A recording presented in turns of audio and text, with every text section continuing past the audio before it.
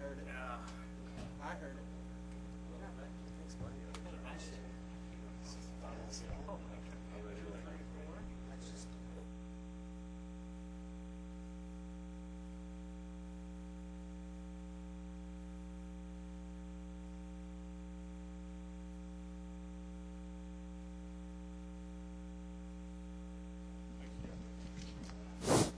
Okay, we are pleased now to be joined by our race winner of the Subway Fresh Fit 500, Jimmie Johnson, driver of the number 48 Lowe's Chevrolet.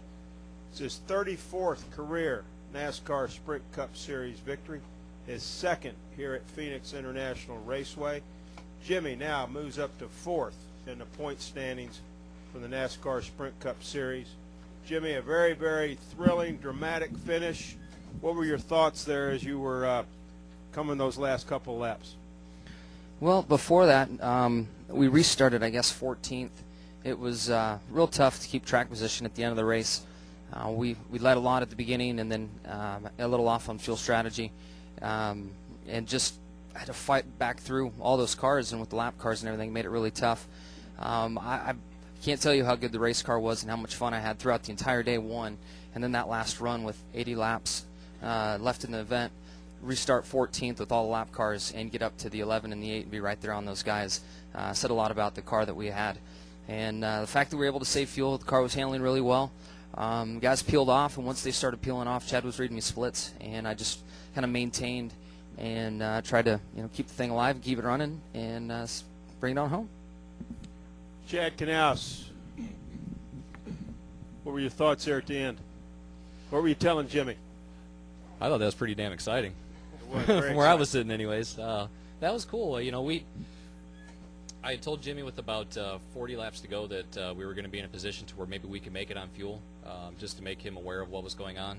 And we really made up a lot of ground on the guys that were running up front. And Jimmie drove a great race, and the whole Lowe's team did a phenomenal job. And, we got there towards the end, and they started peeling off, like Jimmie said, and our intervals to the positions behind us started to grow.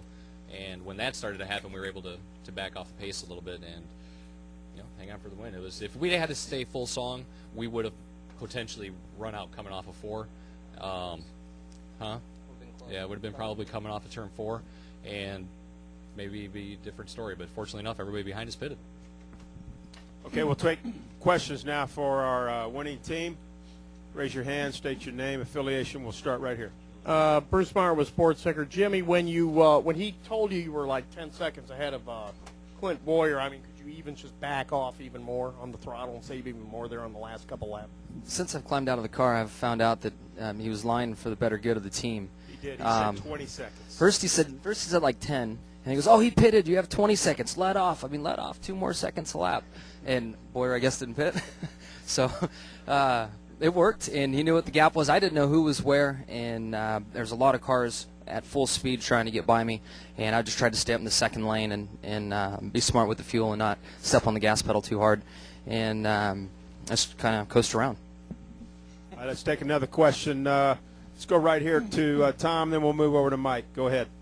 Hi, Tom Jensen from SpeedTV.com. For either one of you guys, people have been talking all year about the team maybe being down. How much of a relief is it just to get the first win in the books and not have to answer that question anymore? In some ways, we recognize that we haven't been running how we want, but we finished second at California, second at Texas last week, and 4th at Martinsville. So yeah, we haven't won yet, but we're only 7 races into this thing, and we know that we haven't been where we wanted to, and we kind of knew that when we went to California and Vegas for the test at the mile-and-a-half stuff. We needed to catch up some, and we've been working really hard. We've had some tough races for the team, and I think that's made us stronger.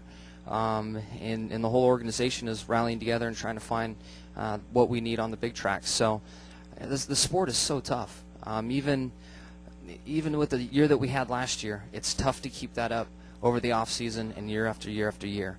And moments like what we've had at the start, or the slow start of the season, make me respect and really appreciate what goes on at Hendrick Motorsports and how good that company is, our company is. Go ahead, Mike.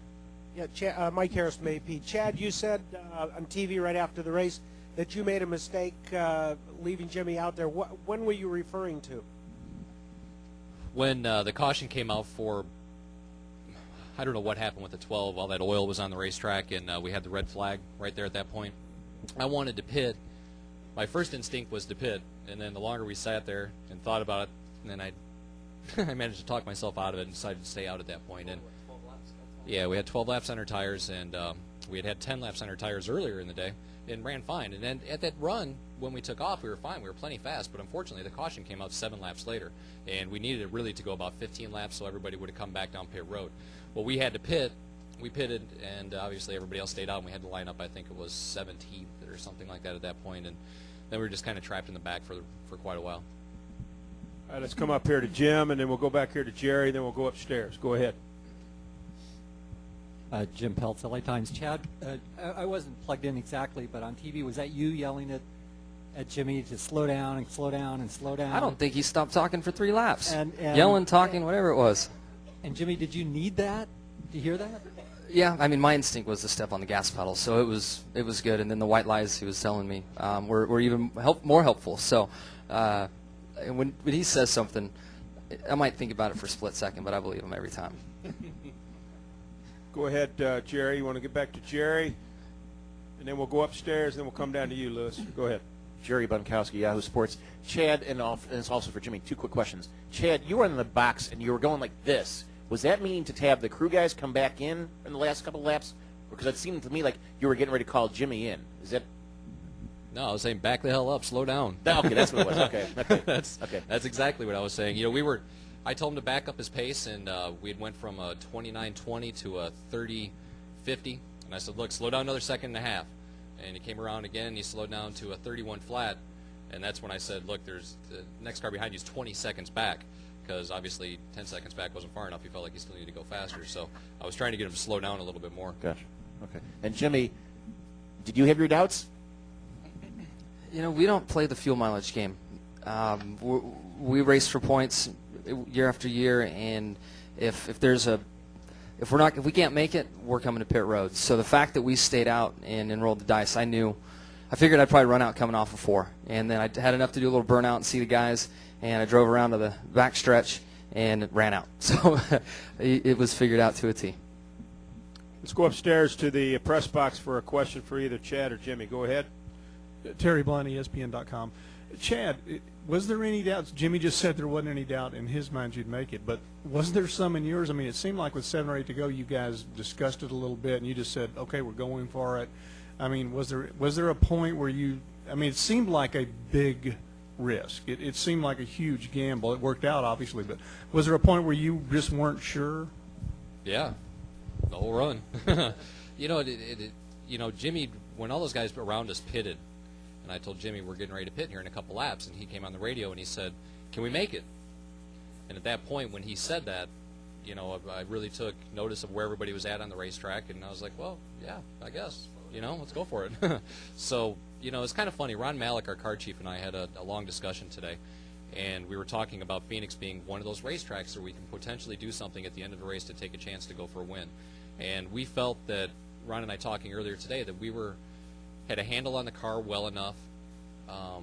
Right now at the intermediate tracks, the flat tracks, and the short tracks, we felt like it was early enough in the season that if we wanted to take a chance and try to make something happen and go for the win, that we would be okay to eat the points right now and still make it back into the top 12 with the remaining races before we get to the chase. And that kind of set the tone. I didn't think it was going to show up quite like this. I was kind of thinking 2 tires instead of 4 or something along those lines. But we were kind of prepared for it.